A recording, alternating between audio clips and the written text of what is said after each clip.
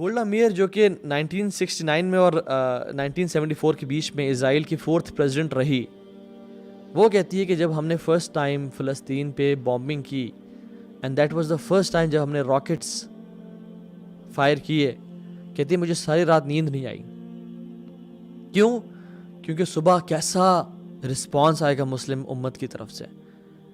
عرب، نان عرب، مسلم status تو چڑھ دوڑیں گی اور اپنے اسلحوں کے ساتھ آرمیز کو بھیج دیں گی، اور کہتے ہیں we couldn't sleep all night. لیکن جب صبح ہوئی اور ہم نے جب آنکھ کھولی تو ہم لوگ آپس میں بات کر رہے تھے کہ what happened، کیا بنا؟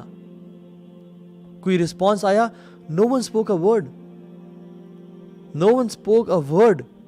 اور ہمیں تب پتہ چلا کہ یہ تو ہم سے بھی بدتر ہے، یعنی ہم سے زیادہ بزدل لوگ ہیں.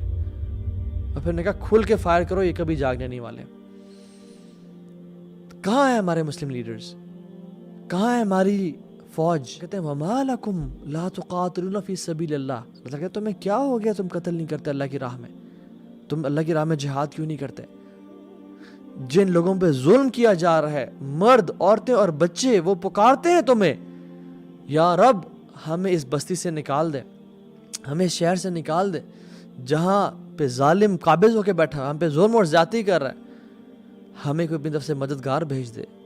وہ ہمیں پکار رہے ہیں اس ٹائم، وہ ہمیں آواز دے رہے ہیں اس ٹائم، اور ہمیں سانپ سون کے بیٹھا ہوا ہے. واللہ یہ آزمائش ہم سمجھ رہے ہیں کہ ان پہ ہے، یہ آزمائش ان پہ نہیں ہے، یہ آزمائش ہم پہ ہے.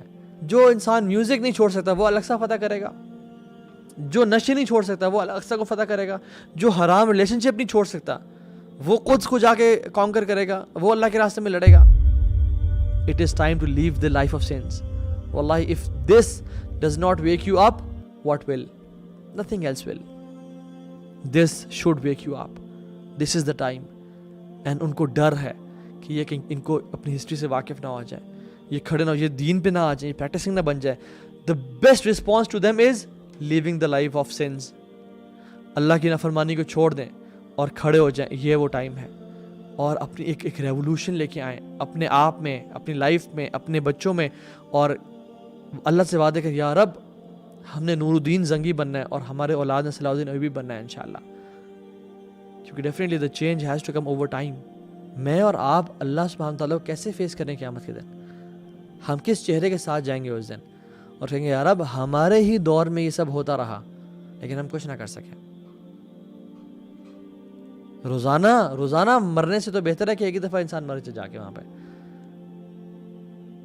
یہ کیا ذلت کی زندگی، اور ہم کیا یہ ناداں سجدے میں گر گئے جب وقت قیام آیا.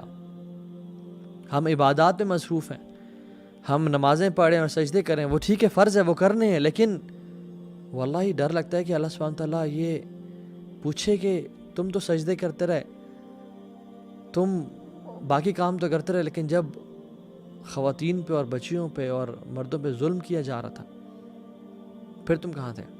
اگر اللہ تمہارا مددگار ہے تو تم پر کوئی غالب نہیں آ سکتا، اور اگر وہ تمہیں چھوڑ دے تو پھر کون ہے اس کے بعد تمہاری مدد کرے. اور مومنوں کو تو چاہیے کہ اللہ ہی پر بھروسہ رکھیں